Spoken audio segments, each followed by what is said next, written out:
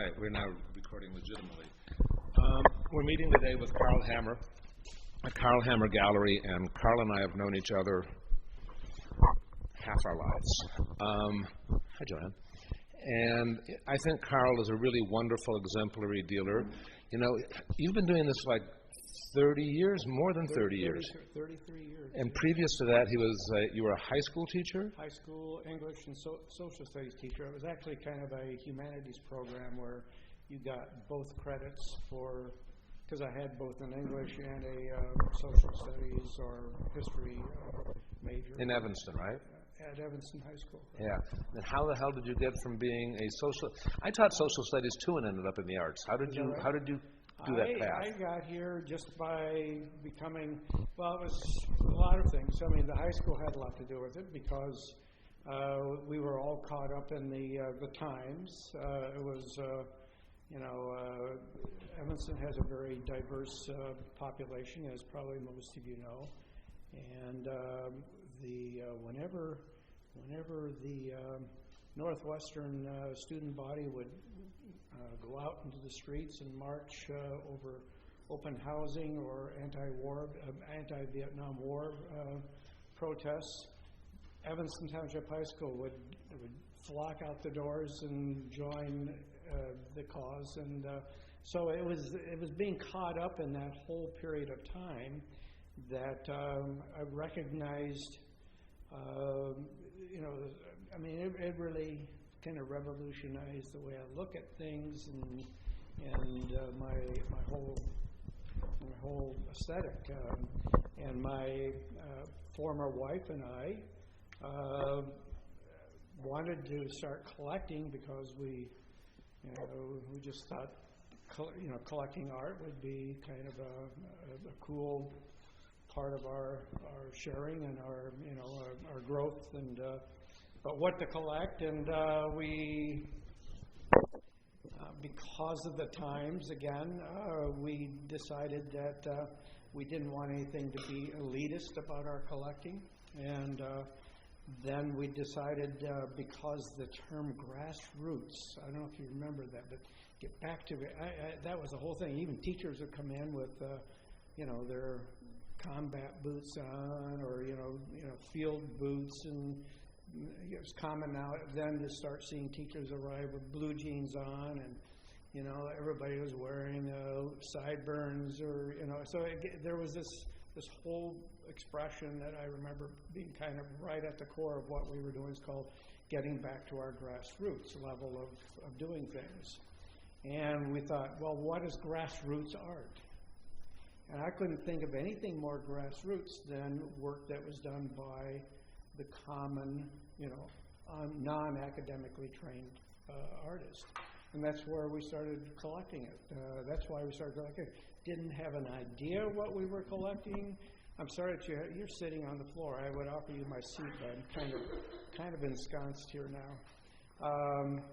We didn't have an idea what grassroots art was, but we went out. Because we were school teachers, which was kind of nice. She was as well.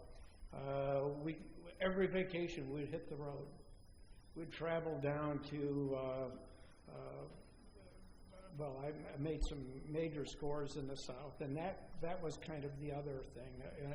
The African American experience was very prominent in our education and our collecting early history of self-taught artists, because most African American artists in the art scene back in the late 60s and early 70s, you found very few African Americans in the art scene.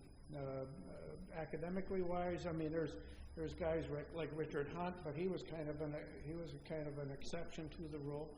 I'm sorry I didn't bring out more chairs. I should have. At any rate, that kind of experience caused us to really,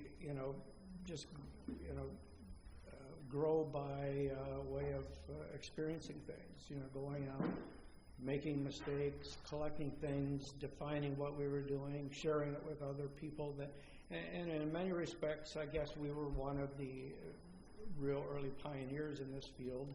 We were of what's called outsider art, or self-taught art, and that kind of defined our collecting early on, and it started catching on. People were buying from us out of our home, and so one day I turned my... Were you buying art with the intent of reselling it? No, not at all. But you just bought more than you could consume, or you bought... Well, we bought things, and people would come by and say, "What is this? You know, is this or that?" And, geez, I'd like to have something like that.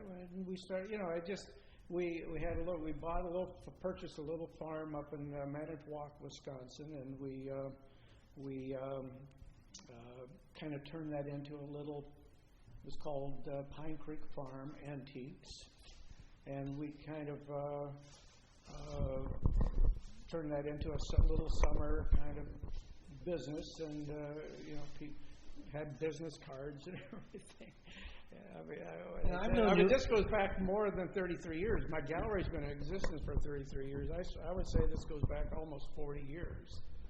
And, you know, people would, and so we started, all of a sudden we realized this was kind of fun, and it was neat. We were kind of doing something very different. I did my very first show in New York at a what they call the Fall Antique Show in New York on the passenger ship terminals on the Hudson River, and we brought a bunch of stuff in, and a bunch of other people that we were invited to do this show, and it just knocked us out. I mean, seeing what other people brought, what we brought to this forum, because it was a lot of folk art.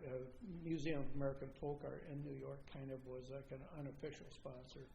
So that just was all part of the learning process and the growing process. And eventually I turned to my wife one day and I said, "Hey, how'd you like to quit teaching school and open a gallery down on Michigan Avenue?" And that was really, that was really wild, because neither of us had any real gallery experience, but I knew that what I wanted to do, I don't know why I got this notion, I didn't want to be an antiques gallery. I wanted to be a gallery that presented this material by self-taught artists. Largely, again, like I say, to a large extent, I would say our biggest artist representation was African American. And I said, let's open a gallery down on Michigan Avenue, because I wanted it to be confront, in a way, because I knew there was nothing else like this in the Chicago area. Wanted it to confront what was being thrown out to the public as art.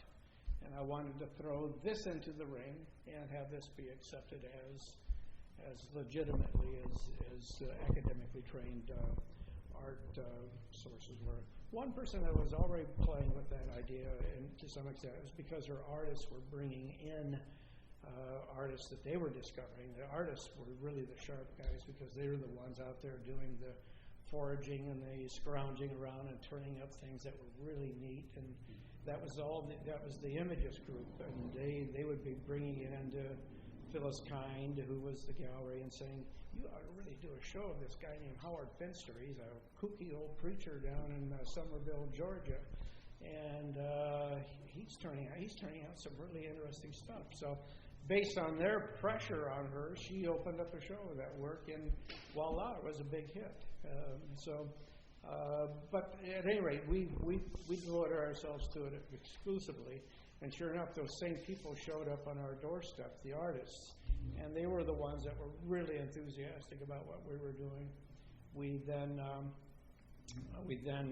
started inviting some of them got so involved with what we were doing that we started inviting other artists or academically trained artists to show, because their own collection or their own, like Roger Brown, a few others, they were otherwise represented, but their collecting was also kind of showing up in their art, and we started trying to encourage that kind of crossover thing taking place.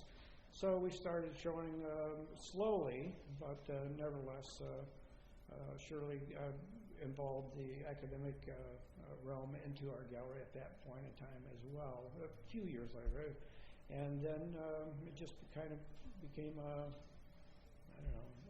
train engine that didn't, it just kind of gained more and more speed, and it became, something that it is today. We're still known as, for our emphasis on outsider artists, but we also probably show more academically trained artists now than the other material. But I think we had a big impact on the way the world kind of treats and looks at. Certainly we see artists like this guy over here, Bill Traylor, the peg leg man on the wall over there. I sold that originally for maybe about $700 or $800 to a client out in California, and now it's like $175,000 painting. And his work is in the Museum of Modern Art, the Metropolitan Art Museum, major museums all over the world now. So it's a rewarding experience having watched that kind of thing take place and breakthrough in terms of the understanding. I remember going to a MoMA show many years ago when they were categorizing all the different kinds of art, high and low art, and certainly this work fell into the low art category, if even that. And Paul also remembers the first years of Art Chicago, because he was, of course, a major gallery here in Chicago. And we applied to Art Chicago, and we were denied access for really? My gallery was in California in the first Art Chicago in 1981, and Jack Lemmon called me and begged me to come, and I said, I'm not worthy. And he says, yes, you are. And I wasn't, but I came. And I was so impressed with what I saw that I moved to Chicago a few months later. Yeah. That's why you had all the California artist background. Yeah, but I've never heard this story about how you got into this, and I love this story. That's fabulous. So I'm jealous. Well, 2 years later, we got in. They invited us in. I still don't understand why or how, but and we took Bill Traylor there because we had just discovered him, and boy, we just thought he was the best thing hottest thing since sliced bread, and we almost wallpapered our one booth, like a 10 by 10 booth. Sold everything in the booth. A major gallery in New York came to us and said, we'd like to start representing this artist here, and it just kind of went like that. All of a sudden, our territory started just kind of escalating in a very major way. So that's where it's gone. That's awesome. Do you want me to direct you in this conversation? You want to keep going? Well, where should we go from here? Well, we want to talk about the business, or we want to talk about the history of this kind of work. I want to talk more about the business. Yeah, I personally want to hear more about the art, but yeah. No, but that's fine. not my purpose. That's what I figured. Yeah. When did you be? So were you representing artists at that point, or sort of, kind of, or were you mostly sort of, buying? kind of, yeah. Somebody would come along and show me some work that I liked, and we might include it in a group show. I remember Joseph Yoakum, who was a Chicago artist, self-taught artist. We were going to do a show of his work. Spell Yoakum for Yoakum. Thank you. And he was not alive, but there was a lot of work of his that was out in collections, and we had we made it a point to really latch on to an African American guy who came to the decision that he was going to create artwork because of a dream he had, a spiritual kind of what he called revelation of or unveiling of God's commandment for him to reveal the spiritual unfoldment of his life, whatever that was to mean. He interpreted it that he was going to start drawing the landscape, and he did some of the most incredible landscapes I think any artist ever has drawn, as pretty much verified now by critics everywhere, including Roberta Smith and Ken Johnson from the New York Times and others. Both Roger Brown and Jim Nutt, and all the images had scans. You could go down to Joseph Yoakum's studio. By the way, he was like about 79 years old when he started. He'd go down there, they'd go down to the studio, all these artists, Christina Ramberg, all these guys, and they would buy from him $5 a piece, $10 a piece, and then just literally, just have huge collections of the work.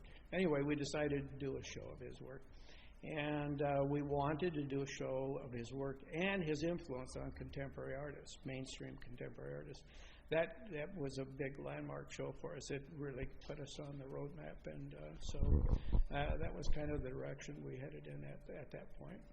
Where was your gallery on Michigan Avenue? We were on at 620 North Michigan Avenue. So that was a building a lot of galleries. We were up above Richard Gray. He was on the Ann second Worthington floor. was there? Worthington was on there. And Frumpkin? Frumpkin Struve was there. Sonia Zaks was there. That's right. It was quite a building. It was actually an exciting building because it was like old school. It was like the old school gallery. You know, it was like if you go into New York on 57th Street, building. you go into all these buildings where they're up on the umpteenth floor, and it's hard. New Yorkers are great about that. Chicago, I think, used to do that more, and now you almost have to be somewhere where you're very public, and you can drive by to see if there's. When did you leave there? Did you have another gallery before coming over here?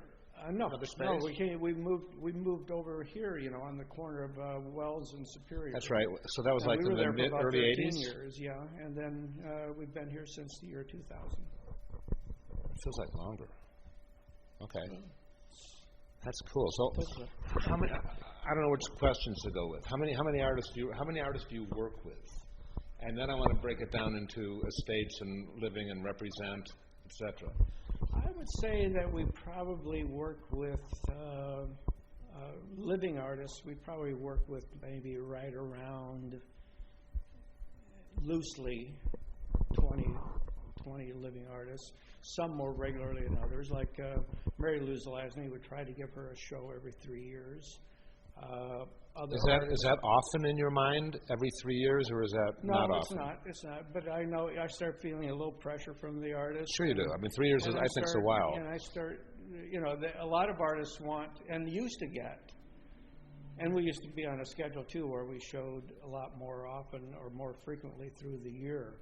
Like, for example, the fall season, we tried to squeeze in maybe 3 or 4 shows. Now, we're feeling the pressure. We only do 2 shows in the fall. Why is that?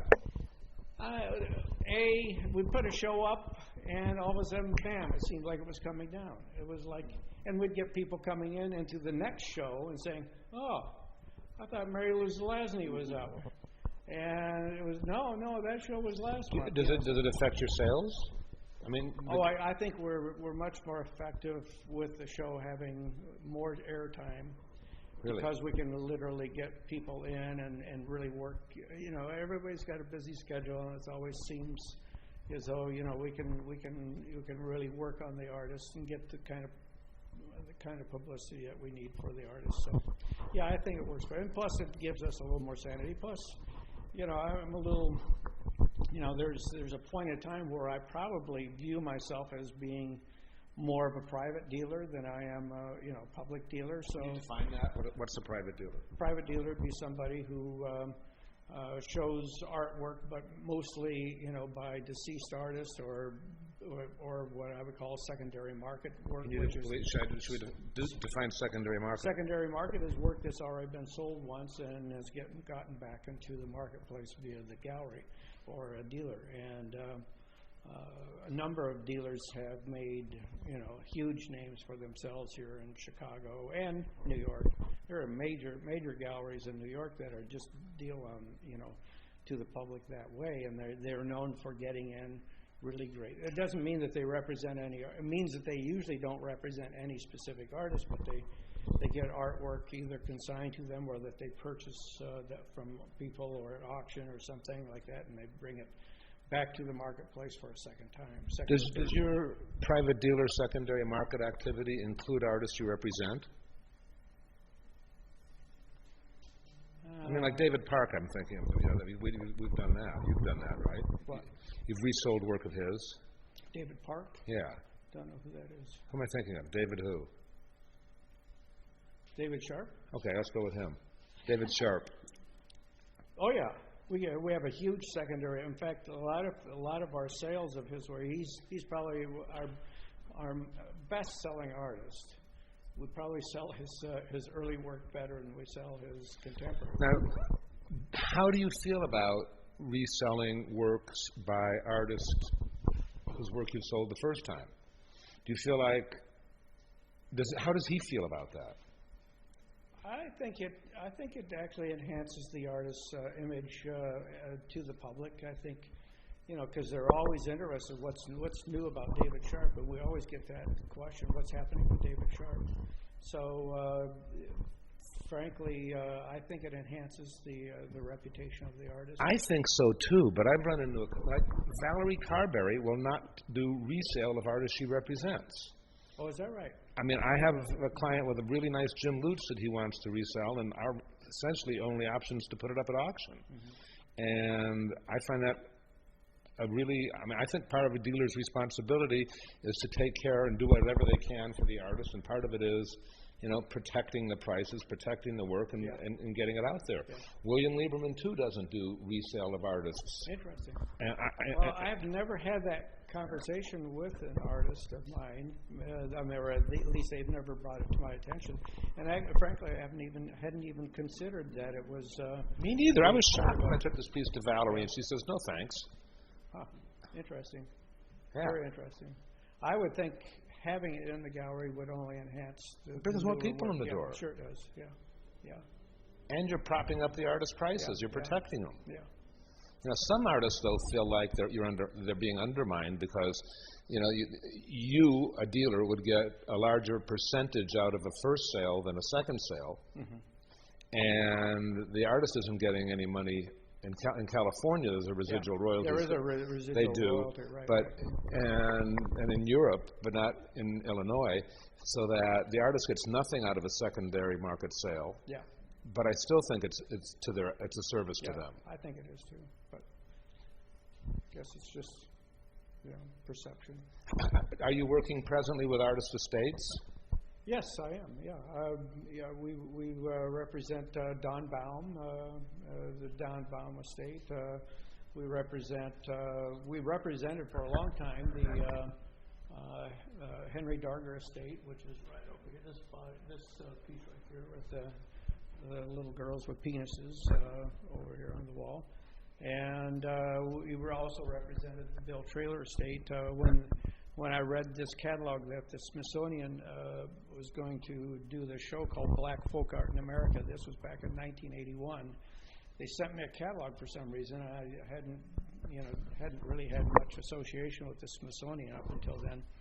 And here was his work right on the cover of this catalog. It was called Black Folk Art in America. It was kind of a groundbreaking, revolutionary show because it featured all African American self-taught artists. And like I said, I was still teaching school at the time. I hopped in my car the very first vacation I had and drove down to Montgomery, Alabama, and met with the guy who was the major collector of his work, and told him about what we were doing as a gallery, and he was excited because nobody else was really buying into the work. He had sent work to MoMA and major museums all over worldwide because he had seen in this guy, a genius level, even though he wasn't a person. He had never learned to read or write, but somehow the paintings were all kind of a story of his life and times when he was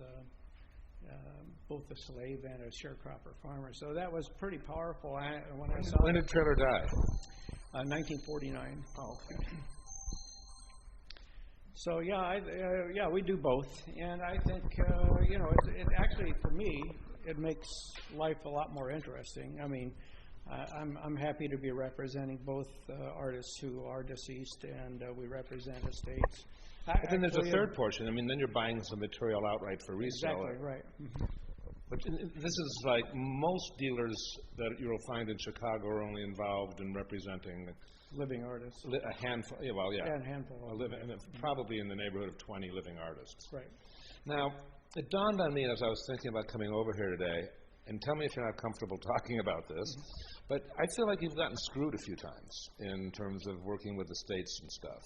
And I feel like frequently artists feel like they're the ones who get screwed, and that, and dealers are the ones who do the screwing.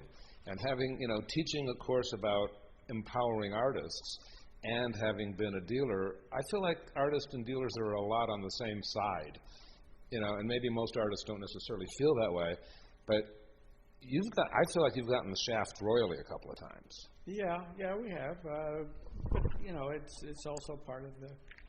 You have to become a little bit, kind of philosophical about it after a while. It's part of what goes on in the marketplace. It's kind of it can be a pretty cutthroat market out there sometimes. In many ways, you're betrayed. You can be betrayed by, and I'm sure we've made mistakes along the way where people, artists that we've dropped from our gallery or our roster have felt somehow that we've betrayed them, and maybe there was just a point in time where we felt we were going in different directions, or my vision had changed enough or evolved enough that I felt I really couldn't do anything more with that artist, or maybe we just didn't sell an artist well enough and they felt they had to move on. So it's kind of a double-edged sword. I mean, we've probably reduced our involvement with some artists, and on the other hand, some of our artists have reduced their. I'm saying more specifically about estates, but I mean estates, yeah. Well, the one estate that is kind of notorious is the Henry Darger one. Is that the one you're talking about? Yeah, that's one. Yeah, we sold. Excuse the French, but my French here, but we sold a shitload of Henry Darger all over the world. We really made him internationally famous, and then along came the estate. This is a little known fact. I don't know if I should share all the inner workings of things, but there was a foundation that the estate had going for itself. And for some reason, we just overlooked never having contributed any money to the foundation that they had formed. I just assumed that the fact that we were selling hundreds of Henry Dargers at $30,000, $40,000, $50,000 a piece, that would be enough for them. And the fact that we didn't contribute to the estate or to the foundation, all of a sudden one day we found ourselves being told that we weren't going to represent him. That wasn't too terribly long ago. We had actually sold most of the collection up to that time. So did the estate get a percentage of every sale? The estate? Oh yeah. I mean, they got the majority. We got a smaller commission than we would normally get if we represented a living artist. So our percentages were usually sometimes somewhere between 20 or 30%, but not a 50-50 thing like we have with living artists. So he got you from beyond the grave. Henry? Yeah. Oh, Henry, I think should be proud of what we did. I'm proud of what we did because we. All of a sudden, I found myself down at Basel, Miami one year, and they had this daily newspaper coming out covering the events. All of a sudden, headlines were Darger estate given to. I'm going. I couldn't believe it. I'm walking around Miami, looking, trying to represent. All of a sudden, I became a buzzword in Miami because we no longer had the estate for Henry Darger, and he was a big name at that point in time. Let's segue from that. I mean, because I want to go to how artists. You've taken on some new artists in the past couple of years. Sure. This guy right here is a fairly new artist, so he's going to be our next show. Right here, the three portraits there, kind of Jim Nutt, Christina Ramberg looking drawings. Although he didn't know they existed when he started doing this. It was again essentially a self-taught artist, but he's not really an outsider artist. He's somebody who has has gone to school. He's done some art design work and stuff like that, but he's never really done what I would call, What's his name?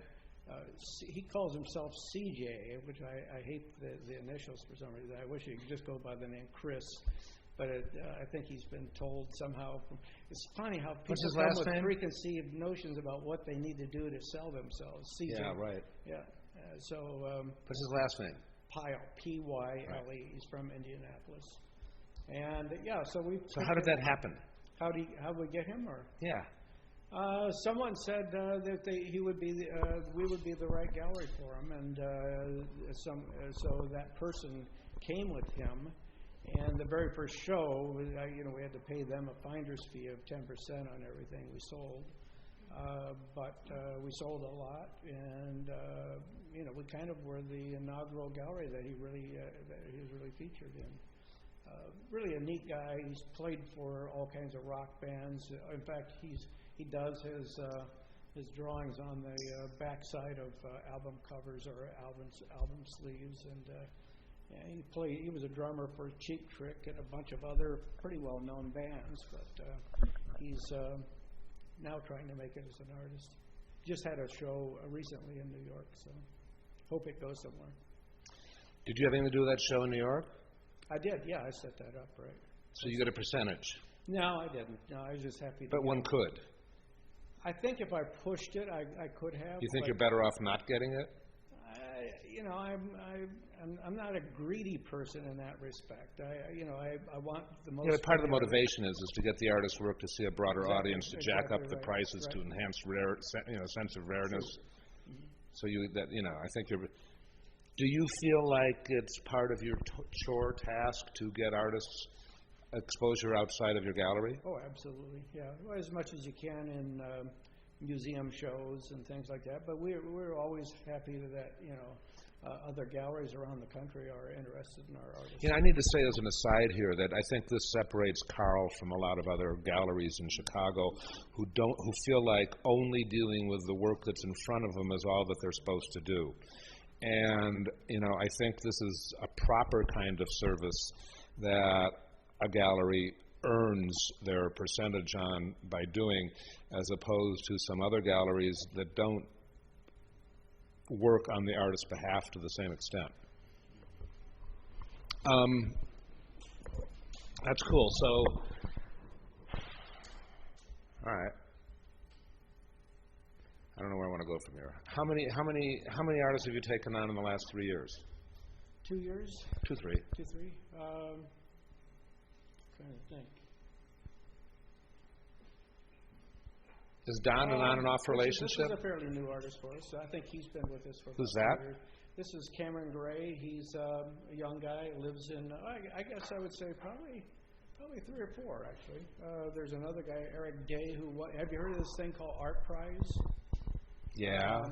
So he got this thing. This is not this artist.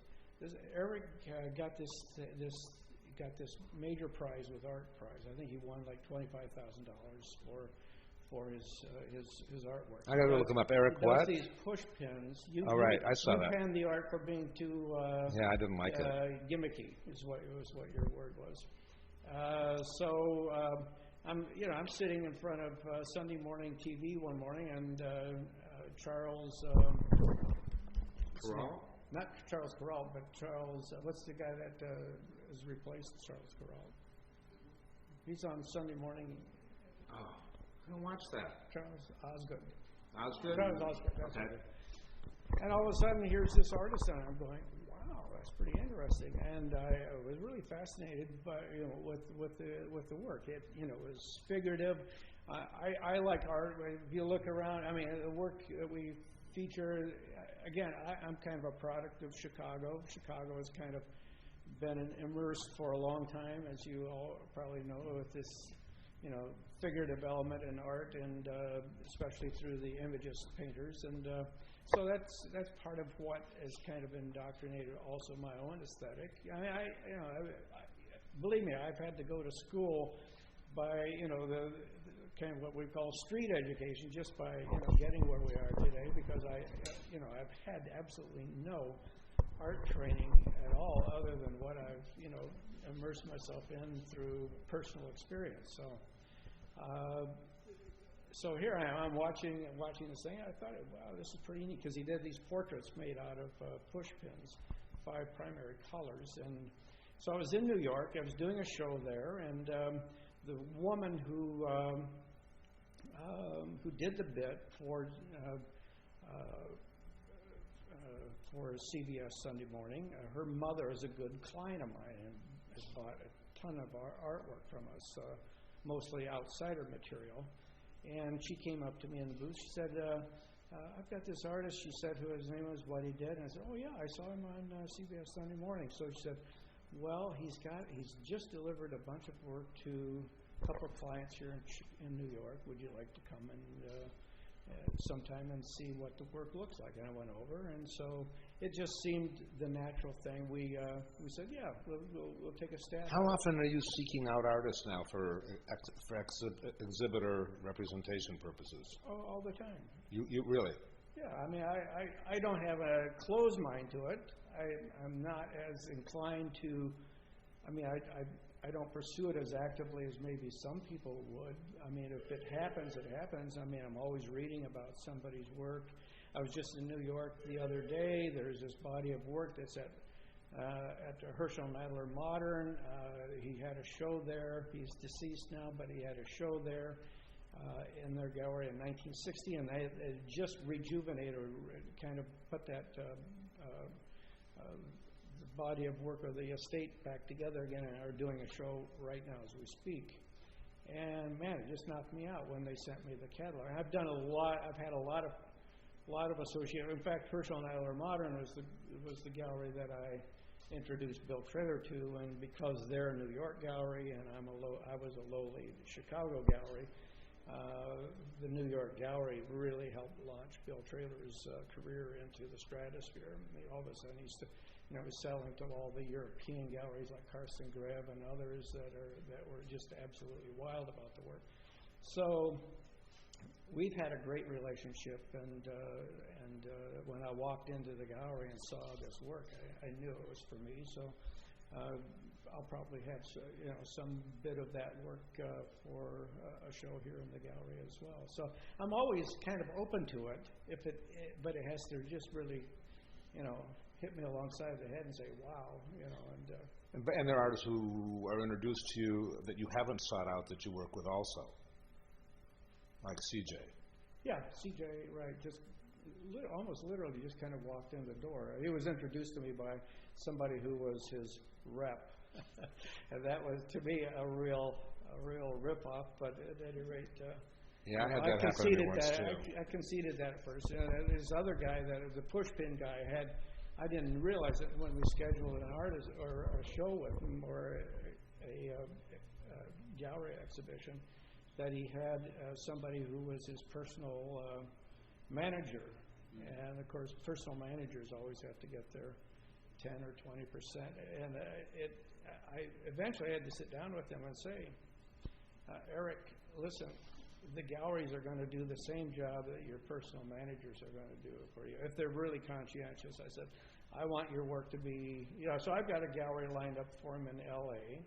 I've got galleries who are interested in him in New York. I said, it's to our interest to work for you to get your work out there in the public. He wanted first to have his work priced at like $20,000. I said, nobody's seen this work yet.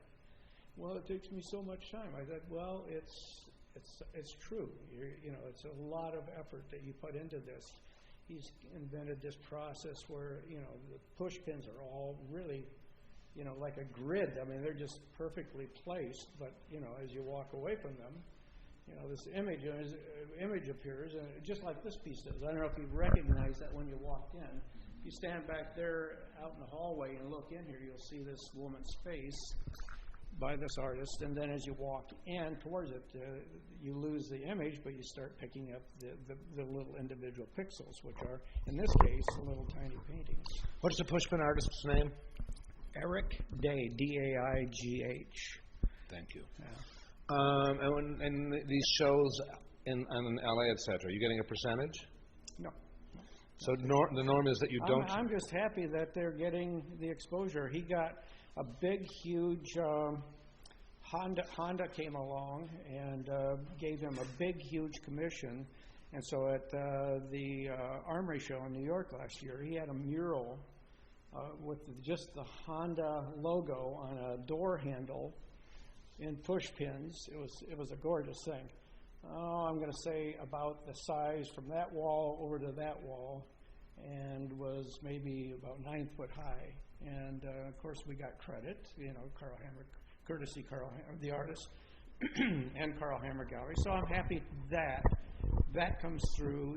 We get that kind of mileage out of it, and that's part of the name building and the kind of product development that you do with an artist. And working with living artists, what percentage does the gallery get? Usually 50%. And do you give discounts sometimes? Oh, yeah. We give discounts, sure. And how does the artist... We share that. Do you have contracts with the artists? No. You have a hearty handshake?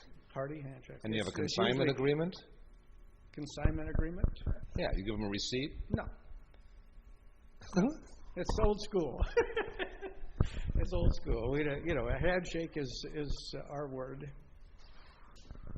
The consignment agreement helped when I had a gallery destroyed by fire. So we always have a consignment agreement. Oh, yeah, that's true. Except we do acknowledge, we do give them a receipt. Yeah, we give them what we've received from them, kind of an inventory sheet with, so I guess it would be... that's what I mean. Yeah. It just says we have this stuff, it's in our possession, the gallery's responsible for it. Exactly. You'll get paid. Yeah. No, we do say that. And artists typically share how much of a percentage of discount before you have to ask them for more? Well, it's 50-50 all the way. But I mean, if you want to give a 40% discount, will the artist... I cannot do that. No, I go to about 20% discount at the most. And they understand that. And then if they're hard enough up for money, which I just made a sale, I hate to say it, of a guy, I won't tell you the artist, but I just made a sale, and it was, a New York collector came in and just had to have some work, but did a sob story and everything, and I said, I cannot offer these for you anything less than this. So he gave me a number, and I said, I'll run it past the artist, but I said, if it were me, I wouldn't do it. But the artist was hurting.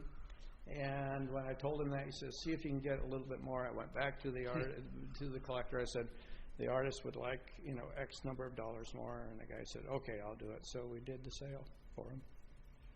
So cool. I don't like to do that. Huh? What percentage of time happens like that when you wheel and deal and give those discounts? So what percentage of the sales? Days. It can be sometimes days. I mean, percentage of sale. So I'm sorry. Percentage. How many sales do you end up discounting? Yeah. Oh. Like, is it 50% or 50% asks for discounts? It seems like anybody asks for a discount.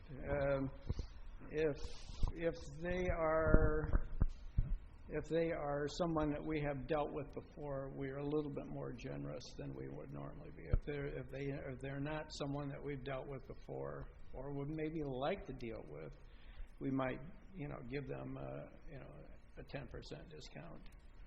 But generally, we try to hold to the sale amount or the retail amount. But it's kind of built in. Sadly, the art marketplace is built in. The discount factor is built in almost automatically. If you go to any art fair, you are not going to walk away from, especially in New York, you're not going to walk away from that show without giving almost 100% of your sales having some kind of discount involved. What percentage of your collectors or buyers pay in full within a month? I would say 90%. Pretty much, yeah. I think mine was much lower. I gave people a lot more time. I mean, we extend that courtesy. We Yeah. certainly do. I mean, we try to ask them to pay off in 30 days. Then I go to 90 days, and I've even gone as long as, I've gone, and then in rare cases, I'll go to 6 months, as long as they give us something, towards it. And I usually give the artist that money, all that money, so that we're living with the expected income on that. And a couple of times we've been burned on that, but at least the artist has the money up front. Nice thing about that is that when the guy comes back and says, I can't pay for that, I'd like my money back, I tell them, I'm sorry, I don't have it. I gave that money to the artist, and I said he needed it worse than you need it. What happens when a collector comes in and wants to return a piece and trade up for a different artist? For different artists? Yeah, I always hated that. I don't allow that. I'll take it on consignment. I'll sell it for them, and but I wouldn't take that. It would be too. It gets really convoluted. Wow, that's really tough. I'll get burned somewhere along the road there. I'll get burned. Yeah. Yeah. All right. Maves has more questions, but how about anybody else? Go ahead, John. Can you talk a little bit about how you might help or advise an artist in setting prices? You talked a little bit about in terms of, I think it was Eric, but... And establishing prices? Yeah.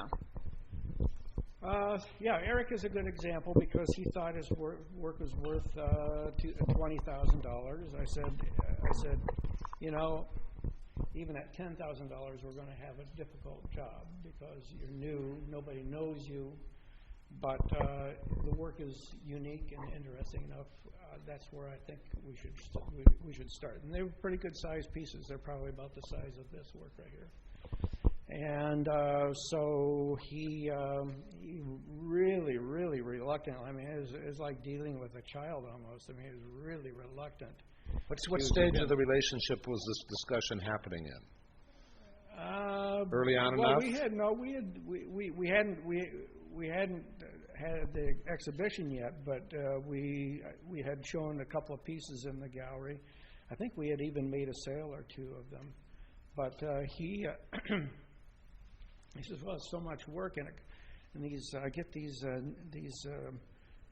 pins from all the way from China. They're a special color and everything." And I'm kind of going. And then the first ones that came in, by the way, were unframed. They're all on corkboard. And I said, "Eric, look at. Nobody's going to want to hang a piece of corkboard in their house." I said, "This has got to be framed." "Well, how much should I charge for that?" I said, "No, it's got to be part of the package." You know, I couldn't get that across to him. We battled on that for a long time. Well, he wanted everybody to pay him for framing. I said, "No, we got to make. I mean, that's the kind of thing we go through." So, what are the factors that determine how much art costs? Uniqueness of the work, execution of the work, how polished and I mean, when I say polished. Those chicken bone chairs over there are $10,000 a piece. I think they're very polished, and you know, the idea that the artist had in creating those, I think, are immensely successful. To me, that's a very polished piece of finished work. Do you agree with me? I mean, I think there's really only two factors. Okay. Artist reputation and size. And size? Oh, no, I don't think so. I don't think so. I mean, those are big factors, no question, but I think there's more to it than that. I refuse to have something. Now you're talking about secondary sales when you're talking about polish and how it compares to everything else. No, I'm not. No? No, I don't. You know, I think it's got to have some real sense. No, wait, all right. You've got a show of Mary Lou Zelazny downstairs. Yeah. If one piece strikes, if there's two pieces that are 4 foot square, but one of them Carl really likes a whole lot more and thinks is a whole lot better, is that piece that's 4 foot square have a higher price than the other one? No. So who's right? That's for a living artist. Yeah. For Bill Traylor, I've got two pieces down here that are larger than that one, and their prices are half. Yeah, but that one's kick-ass. That is kick-ass. But the first time they would be sold, this one would be the piece that's now less money would be more than the smaller one. Say that again. What if? No, these are all resale. I know, but if he walked into your gallery, if an artist walked into your gallery, a bigger piece is going to be more money. Generally, it is. Yeah. Size is an important thing. There's no question about it. But I think that you know it's not always that important. I mean, I have to say. I think in secondary and resale, it's not particularly important. You know, it's. Yeah, that's right. I think for me, for a living artist, for a living artist, maybe you're right. I think maybe you're right. Size is kind of. I'm trying to make it relevant to these living artists. Are you? I thought you were all aspiring materialists. Yeah, material has something to do with it. But how many hours it takes you has very little to do with it. Maybe even for a paintings versus a large one that's very rough, loose kind of stuff? The bigger one would be more valuable. I'm assuming that let's say that they're the same size, and one took you a year to get it right, and the other one it took you an hour. Okay. Those would still be the same price. Okay. So that the degree of intricacy is a factor. Okay? But I think the basic notion is that the value of the artwork has nothing to do with how much you think you deserve per hour. Okay. I see. You're absolutely correct. Eric Day is learning that experience right now. I mean, and then I use the example of Jasper Johns, and I mean, some of us, you will spend more hours making something than he does, but whatever. Okay, got a question, Amy? No? You're entitled. You can have two. All right, anybody else before we give the microphone back to Maze? I have a related question. Yeah. Wait, borrow Carl's mic. If I'm comfortable working at a smaller scale, but people keep telling me to make bigger paintings, should I follow my what I enjoy doing, or and I feel happier with the results, or should I sacrifice that and say make some bigger paintings? Is that too specific, or? You're looking at a guy who always believes in going with your instincts. However, I would recommend you experiment and do something larger just to see how that feels. But you're looking at a guy who's built his business on his instincts and not on his knowledge so of the business. So it's I certainly appreciate art that comes in where I feel it has the essence of that person expressed in it. And maybe sometimes if you're used to working small, it's interesting.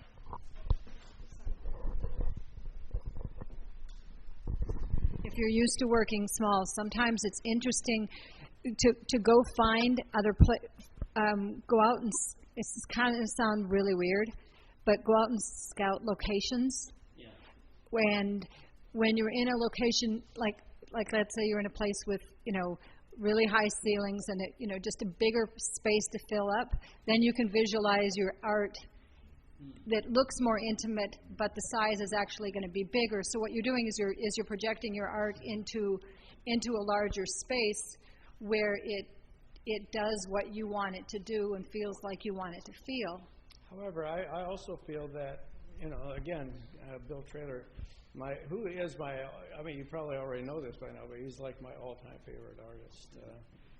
I think that piece there could occupy a wall 2 or 3 times its size. I mean, I like walking into a display of work where a small, really important piece occupies a huge space.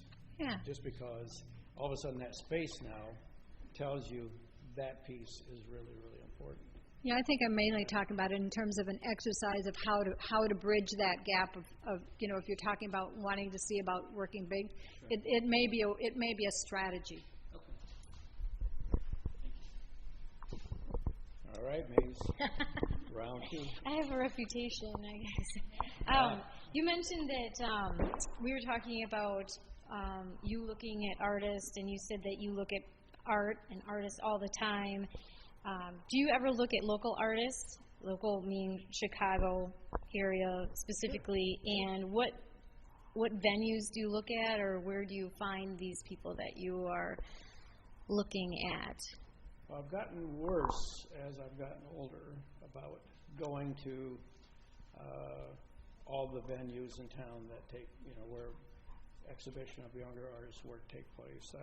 I used to go to hundreds of shows and or gallery exhibitions and certainly museums and the like. But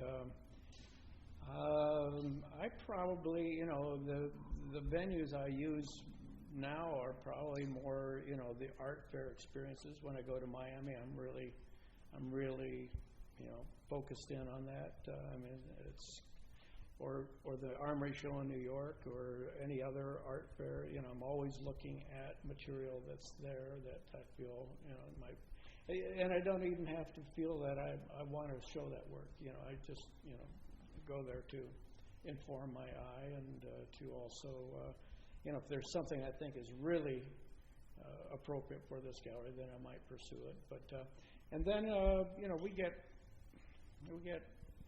dozens of email inquiries every day. Basically, would you like to see my artwork? As much as I can. I mean, it gets a little bit tiresome after a while, but as much as I can, I try to view this work without feeling like my computer's going to all of a sudden, melt away because somebody sent me some kind of a bogus email attachment. But I usually ask to visit a website or something. I'll go, and the minute I click onto a website, I know if it's work that's going to interest me or not.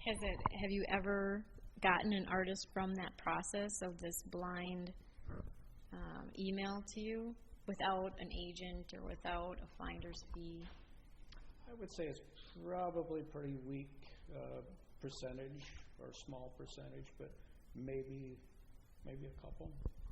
I mean, look at the Eric Day experience. I saw his work first on TV. I mean, in a way, it's not that different. I mean, if I had seen it anywhere, it would have intrigued me. But I didn't pursue it then until somebody in New York said to me, "Got this artist." The woman came to me and says, I did this bit, and I said, "Oh yeah, I saw that bit, on TV," and so then I, definitely went after it. But I didn't follow through with it initially when I saw it on TV.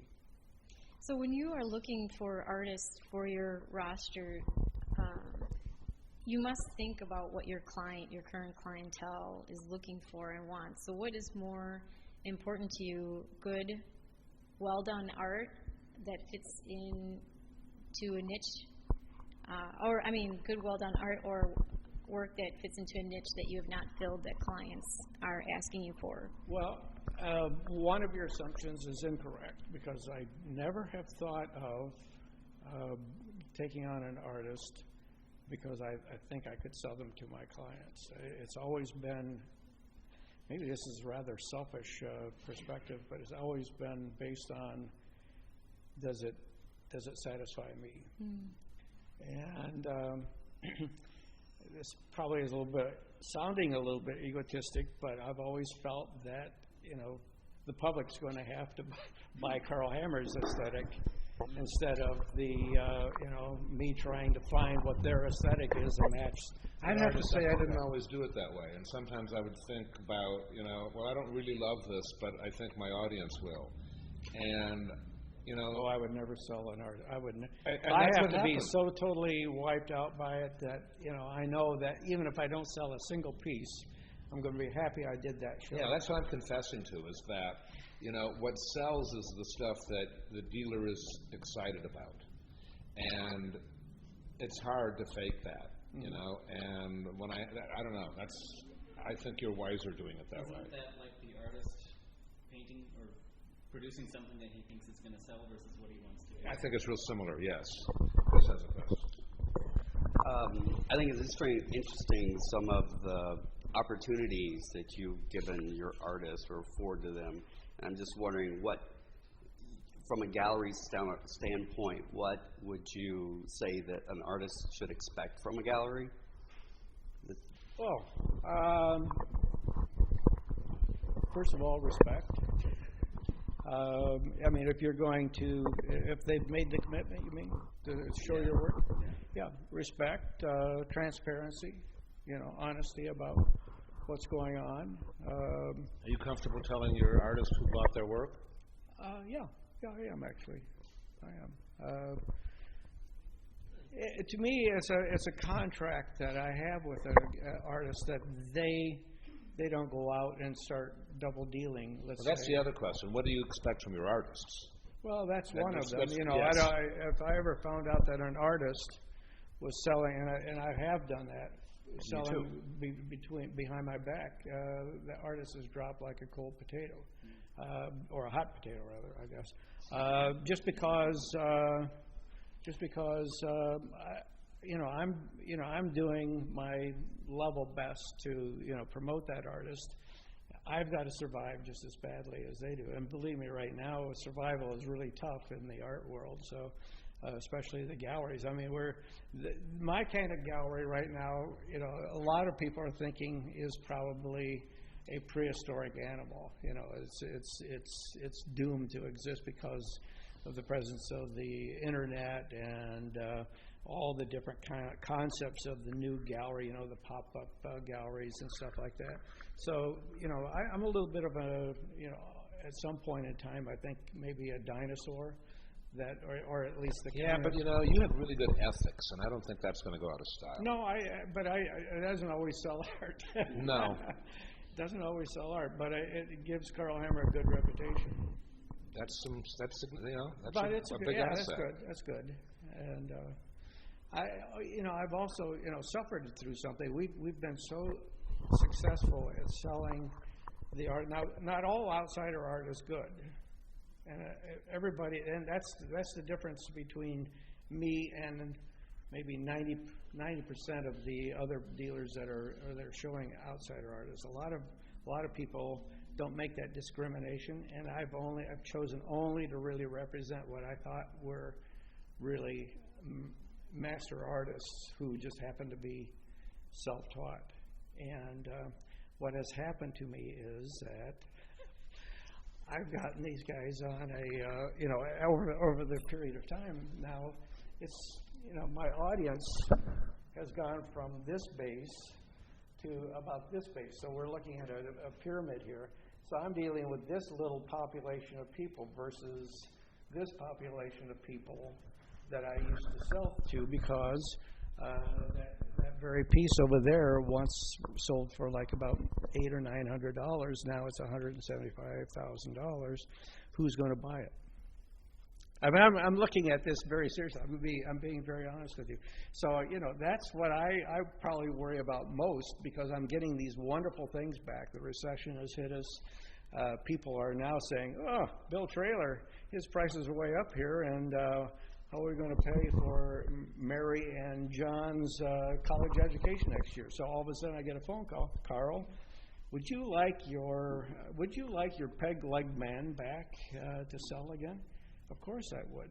But now I realize that they know what the value is on this work. So, the minute that I get that work in, I've got a real small population. And your percentage on a resale like that's in the 20 to 25% range? Right. It's exactly right. About 20%, really. And sometimes even less. In light of the recession, have you ever asked an artist to reduce their prices once they were already selling at a certain level? At a certain level? Not really. Size, What I try to do is, the discussions we have usually border on, we keep the prices where we're not going to move them up, but let's be more generous maybe with the discount.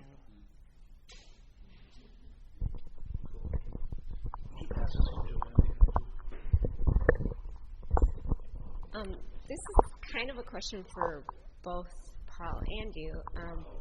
I know thinking of like newer type of galleries, like internet galleries and that, I've had some debates with my fellow artists where I'm against the internet galleries.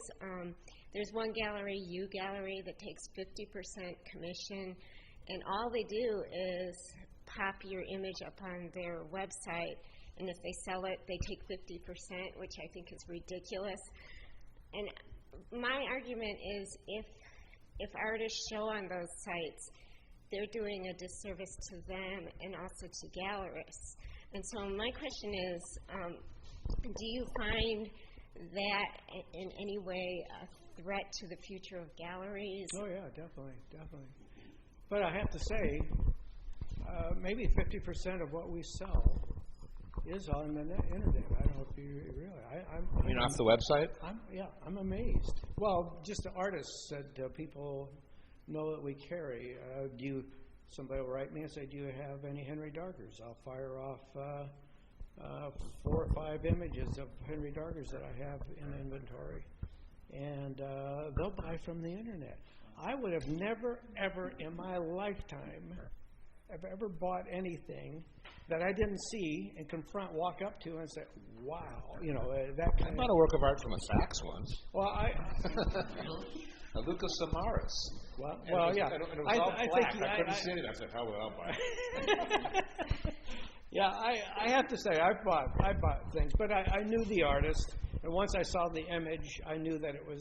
Don't you think most of these people know the artist too and assume? Yeah, that, they probably do. And they trust they probably do. to I remember the though condition. getting burned early on you remember when the old Park Bernay auction house was in New York, and they set out these really gorgeous catalogs, and I'd go through the catalog like this, and I'm paging through. Oh yeah, I like this, I like that, and then I would bid, and maybe I would get something. Yeah, me too. And then they'd send it to me. I'm going, whoa! I bought that for that amount. It was almost as if somehow I got tricked or fooled by the photography. And so I'm a little cautious about buying things from the image. And then, again, to me, art is kind of a personal experience. I select my artists and my art that way. I want to go up and just be really transported by that experience of confronting that piece, head on and in person. And so I don't advocate the internet as much as I probably should. But what's your standard about working with living artists who are not in Chicago? Who pays shipping? You mean to the gallery? Both. And from the gallery? Well, it's usually a 50-50 thing. And I think I pay for the artwork that comes to the gallery, and then whatever is returned is their responsibility. If they ask for it back, again, if they ask for it back, then for whatever reason, it's their. And this isn't I think more and more galleries aren't doing this anymore. And I used to pay shipping both ways, and because there was much less coming back. What about installing art? Or delivering, and let's say you sell something. I have to say, we've been a very generous gallery about that. Me too. We try to do that service gratis to any client. I don't know other. I think. But if it's in New York, I'm not going to fly into New York. No. My notion. But I'll arrange it with somebody, and they have to pay for that. My notion is I'll have one of my people install the art, or I'll pay the first $100 to get it there. And after that, that's. But I'm pretty sure. I don't know if I should name names because I might publish this discussion, but a lot of galleries in Chicago don't do that, and some of the higher highfalutin galleries that we both respect don't do that. In New York is very standard for people to hire both a ship delivery and then a separate set of installers to come in and install a piece of art. And that's a service that you pay for outside the gallery. Yeah, whenever I do a show in New York and I sell to a New Yorker or anyone from outside the city, it's really their responsibility. I really only offer that service to our clients, our people here in Chicago. Yeah. Makes sense. Yeah. You guys, I think Carl's like exemplary as a dealer, and you can measure what you get in another gallery relationship against the things that he's saying. Because I think what he's saying is probably more than fair, or in my mind it's fair in what a dealer should do. And I think Carl's really great, and I respect him a lot for that. But I know that there are others of you in this room who have other galleries that you're sort of going, why won't my dealer do that? Right? Maybe. And, something to think about. Just on that last statement, just to clarify, who is paying the other half? Is it the artist? Is it the buyer in general? The other half of the shipping. Yeah, the shipping and installing. We're talking about work. Well, if it sells, then the client pays for it. If the artist wants it back, it's their bill. There you go. Oh. Yeah, that's it. Share that one. You mentioned that when you, on a rare chance, you do look at somebody's website just raw. Does the quality of the website matter to you? It's just all about the work? In fact, I hate seeing overly developed websites. somehow there's this notion that I have to make something, really sexy, and the presentation really sexy and very clever. Sometimes I can't even, figure out. I'm sure you've all done this. How do I get to the next image? That kind of thing. I'm pushing the cursor all over the screen trying to find. Why not make it as simple as you can for somebody to discover what you're doing instead of showing off that you're really clever with hiding all the information, or just give me an image, let me click on it, and some information about it, maybe dimensions. I don't need to know anything more than that. Dimensions and maybe date of execution, something like that. But yeah, or materials used. Mm-hmm. So when evaluating artists for your future roster, do you take in consideration their show history, their buying history, their selling history, what they are selling for? Do you take into account their resume? As a secondary kind of consideration. The first thing is the visual encounter, I think.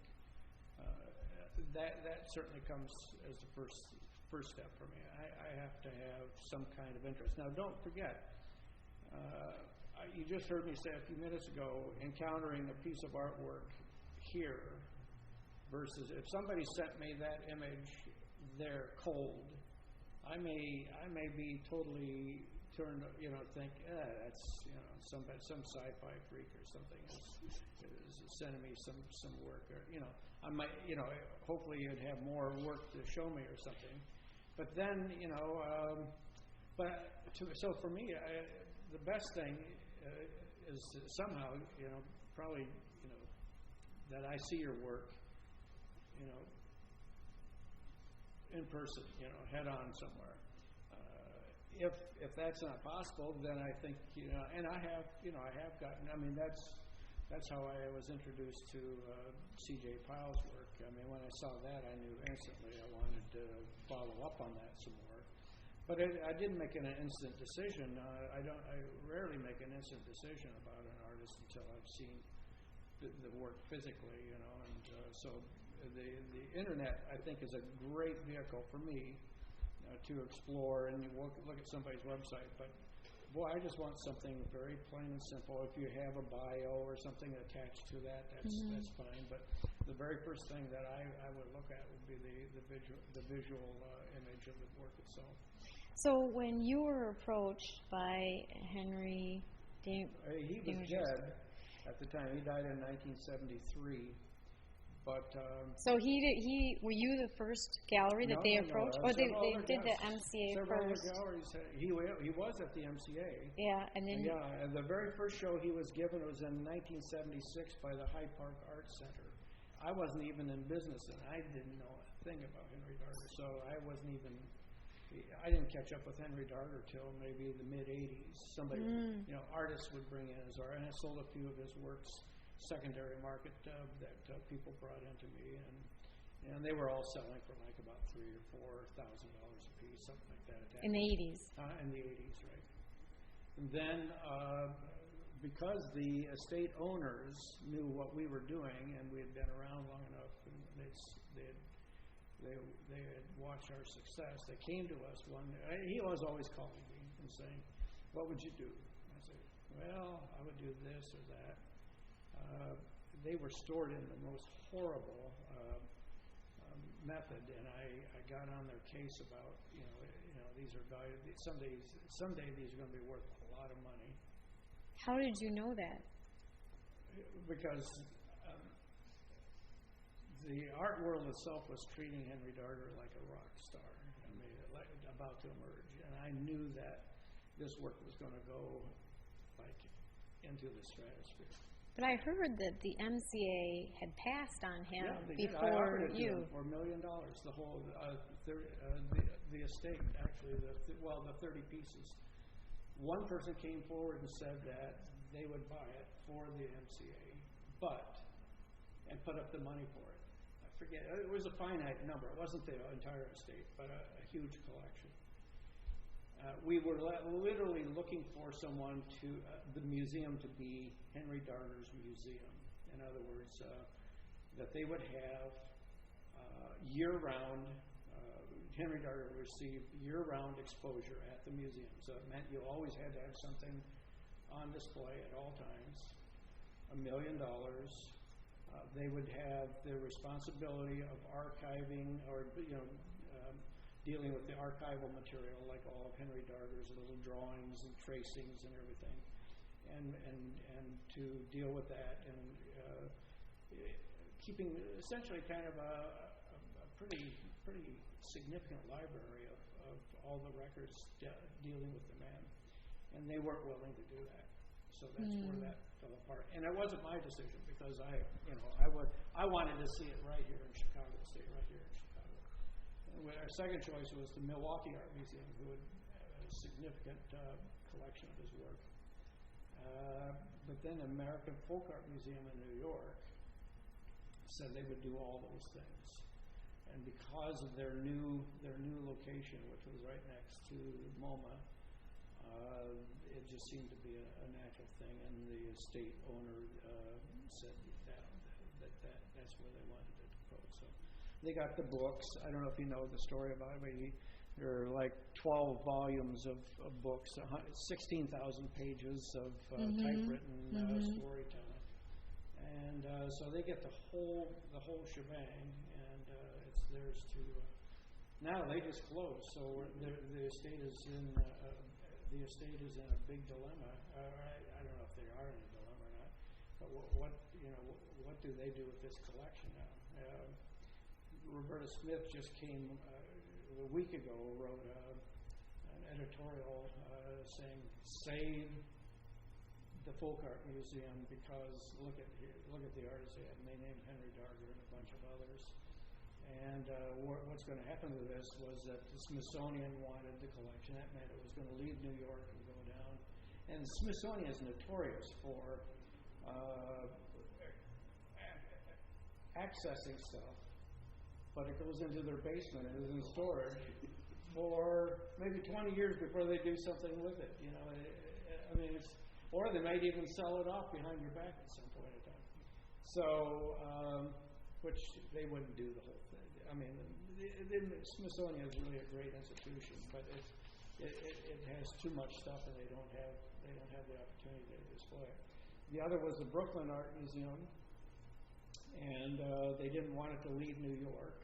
Plus, I guess there's some state laws about what the state itself, because it's in New York.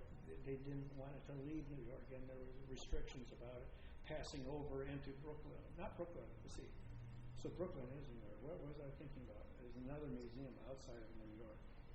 Anyway, the long and the short is that after her editorial, the Ford Foundation came along with $500,000. They gave it to the museum. So at least they have life for a while, for maybe the next year or two, in a smaller little location up in Lincoln Center up in New York, and hopefully they'll get their act together. It was a very poorly managed and poorly run museum.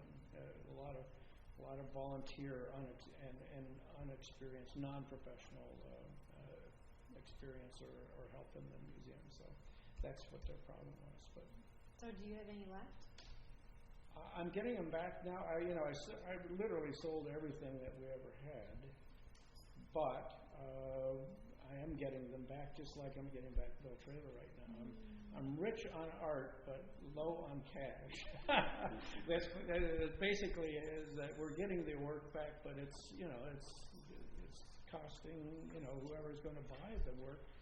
The price is up there, so we're in a recession. Discretionary incomes restrict the ebb and flow of the way this artwork is moving. So. No, I don't want to monopolize the conversation. You mentioned that I don't know if it was in these words exactly, but your business model is sort of old-fashioned. You said dinosaur. I'm not saying that it is, but okay. I would assume that it is. It's being perceived that way, maybe. I don't know if it is. Oh. I hope it's not, but I kind of think it is because we're not doing all. We're not. I mean, we're trying to be as aggressive as we can. We do art fairs outside of the gallery. we are on the internet.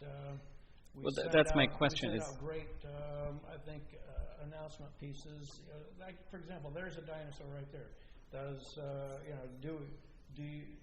does this piece, postcards or whatever, or posters or whatever you send out for every show, does that really pay off? Does that sell art anymore? Are people looking to other vehicles, means of receiving information? That goes to my question. What are the newer ways of doing it, and are you doing any of those?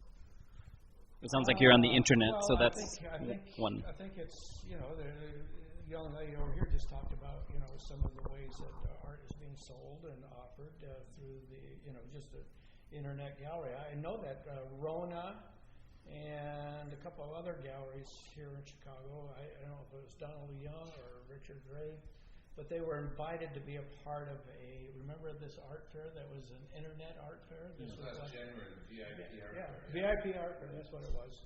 I heard it was a kind of a bust, but they did sell some artwork over it. So I think, I'm just saying that the rules are being rewritten about the way art is being sold and offered. I'd like to think that this is not too great a passe institution, the traditional art gallery, and we try to keep up with what we think is. We're not ever going to be a pop-up gallery, and I might do some unusual things just to kind of create a little variety. But I think essentially the model has been cast for me. Yeah, I was going to comment on that. Wait, leave the mic. Oh, sorry. I was going to comment on that. You being a dinosaur, because you were talking earlier that you're going up the pyramid and you have a smaller base of people that you talk to now. Well, that's why it's nice, though, too, to have a C.J. Pyle come on. Those are $3,500 a piece. I think that's great art. Well, I think that's where you benefit the artist, because people respect you and respect your opinion, and when you say a piece of work is worth a certain amount, that people believe you. Whereas the pop-up galleries, a lot of those artists don't have history or selling history or any of that. Yeah, but they may not want that either. They may not want to sell art for that price level. That's true. But a pop-up gallery will never sell I doubt would ever sell a $175,000 piece of artwork. But it gets to me, I actually welcome it, because I think it's kind of it broadens the scene.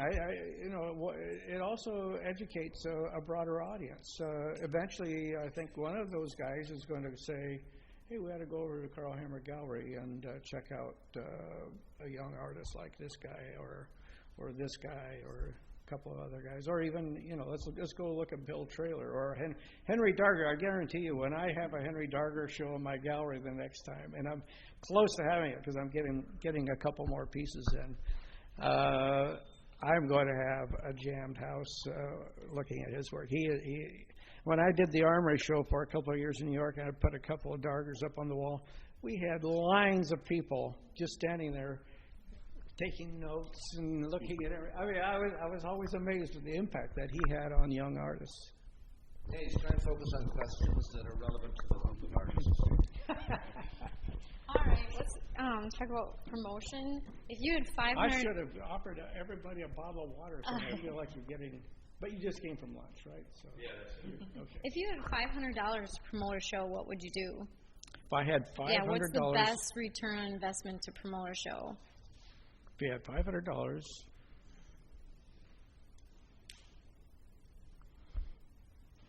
does this include...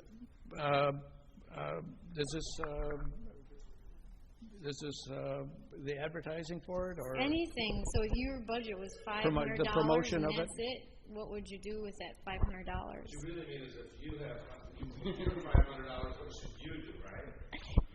Sure. I asked the MCA this. Well, that's where the pop-up gallery concept, I think, is actually pretty effective. You can put on a show if you're content. The work, for example, if you have month's rent, maybe for I don't know, can you rent a place even for a month or a weekend for $250 or so, or nothing? You can. Boy. Show me those places. Huh? Actually, this place over here across the street, right next to Alan Coppell, has offered me some attractive prices for moving there. But I think, I don't know, feeling a little bit interested. I don't know. I would say then I would look beyond perhaps the rental aspect and just saying, design something really attractive in terms of getting it out to the public, and hopefully they respond to the visual element, what you're sending out. You mean postcards? Yeah, postcard or poster. I think posters right now, and they're almost as cheap, if not cheaper, to produce than the heavy stock cards that you send out. We always do usually about a folding or a tri-folding card, but or the internet, of course, which costs you nothing if you get a good client base or client list on the internet. Then you can just produce it that way and put all your money into the rental, maybe of a place for the weekend. Or whatever it costs for putting the show together. I think it's a key thing is for us. We've always been rather fastidious about how things are installed. I mean, I'm a nutcase about exact lighting on things, exact placement of things. If something is looking this way versus that way, I don't want a piece in my gallery looking out the window. Let's say if it's next to the windows, looking out the windows. I want all the attention of everything. So I think, the more you work on small details of presentation, to me that's a key thing, because once people see a show, there's a big word of mouth residual that you get from doing that kind of a show, and people. If you get a good review, I guess that brings a good number of people in as a result. You've got to go see this show. I don't know. That's a tough budget to deal with right now. Speaking of clients, where do most of your clients come from? Who buys work from this gallery? Names, addresses. Oh. All over the world. I mean, are they art collectors? Are they commercial? Are they law firms? Are they people that friends of some? family? I've never gotten into the institutional thing as much. I mean, I like to, but we do. We sell to institutions, and I wish I had more of that happening in the gallery, especially now in the recession. I mean, the gallery sales are not what they were 2 years ago. That's for sure. But I would say that. Private collectors? Mostly private collectors is who we appeal to, right? Do you actively market to private collectors then? Oh yeah. I mean, we've got a big client base, and we'll send out all the announcements, both email wise, and also we still send out mailed snail mail announcements to everybody on our base list. Do you try to pre-sell your organization? Yeah. The minute I see the work that's coming into the gallery, I'll start introducing it to clients that I think will be interested. Yeah, so I will call them in. Hopefully, we will have a lot of sales with the Eric Day work, and also with the Cameron Gray piece that's right behind the artist that did the piece right behind me.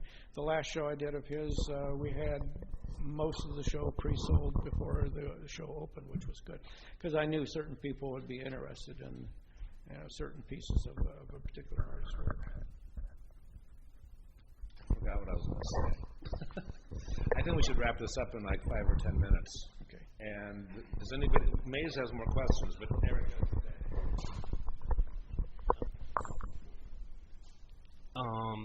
I guess, how do you feel about the future of the art fair in Chicago, maybe next year? Wow. That's a good question.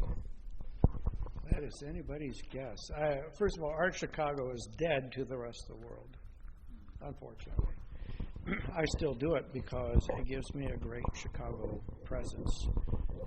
And that particular show, when you've got 40 to 50,000 people walking through and looking at your stuff, I don't care how you advertise, the internet, the announcements I send out, I'm not going to ever have that kind of impact. So that's a key thing. At least they walk by my gallery. There's kind of, you kind of get over the years we've developed a brand.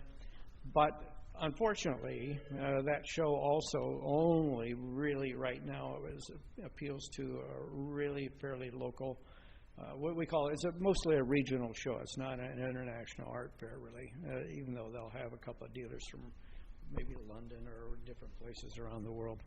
The show that's coming up, or there's a new show on the horizon. Are you familiar with that? Yeah, it's called Expo or Art. No, it wasn't. Exposition Chicago. Or Expo Chicago. Yes. And the guy who used to work for these guys is opening that show, or used to work for Art Chicago. And he's got some really great connections with people around the globe that are all supposedly all really enthused about the show. I guess the timing is right because it's going to be in September instead of spring, and a lot of Europeans are thinking Chicago. I know this for sure in my conversations with other galleries around the world that I've spoken with. They all still feel Chicago is the penultimate place to have an art fair. Chris Kennedy and the others that were part of Art Chicago never would take galleries' opinions about what needed to be done to make the show a huge success. And as a result, every year they ended up shooting themselves in the feet or in the foot. And it ended up that galleries like Carson Grev came in, put together Louise Bourgeois, Chamberlain, all these things in a booth, and didn't sell that much. I mean, here's a guy that probably put together close to a $50,000 expense to come here to Chicago and put together a booth, maybe even more, and didn't sell a thing. It's not going to be long before that guy decides not to want to come back to Chicago. So I think somehow, like I say, they weren't, the merchandise mart people weren't interested in what would make the show, really a world-class show, more in renting out space. So that one year where they had the Lollapalooza, or what they call all the different things, Artropolis, and they had unjuried artist booths that lined one floor. They had like 2 or 3 other shows on another floor, and then the main floor. Nobody could figure that show out. And to this day, it's got it's got that reputation. I mean, it just dissatisfied so many people, including Chicagoans. And there we would go back and explain to them what they did wrong, and they still wouldn't listen to us. They had their own agenda. So as a result, I mean, I might end up doing Art Chicago. I haven't made a decision yet myself. I might do Art Chicago in the spring just because it does provide me with that exposure to local collectors, meaning the region, all the states around us, the Midwest. But I think Tony's show promises, or the Expo Chicago promises expanding it into the next level, which is bringing in a true international audience. So I'm got my fingers crossed. I'd like to see that happen, but that's a good, yeah. Let me wrap this up with a last question, and then may as well have to just come back again. I think you're doing a great job as a gallery. I think your ethics and your standards and your vision is really in the right place. This is just 2 of you, right? You and Yolanda. Are there more? Well, we have a third person that just got married and he's moving out to Idaho. We're looking for a gallery preparator to work for us, who is really more than a gallery preparator. He's he or she. Usually I say he because you're lugging around, you know, a couple 100-pound pieces of artwork. So usually, but it becomes kind of like a record keeper, you know, a person who keeps track of inventory. And, but regardless, this is still a small-scale operation. But it's a small-scale operation. With a big vision and a lot of influence. We try to engage 2 or 3 interns throughout the year, so that we have interns who are the internet whiz kids for us, and that's good. So it boils down to maybe we end up having at any one time maybe 4 people working in the gallery, but there are 2 main people here, and Yolanda and I are the ones. Yeah. And you both make a similar sort of number of sales. You and Yolanda are sort of kind of equal. Yolanda has a skill of selling that I don't have. She works with clients, especially male clients for some reason, more effectively, and yet, you know, somebody wants to really know something about something, they usually come to me. So it's kind of a nice, you know, 1-2 kind of punch, but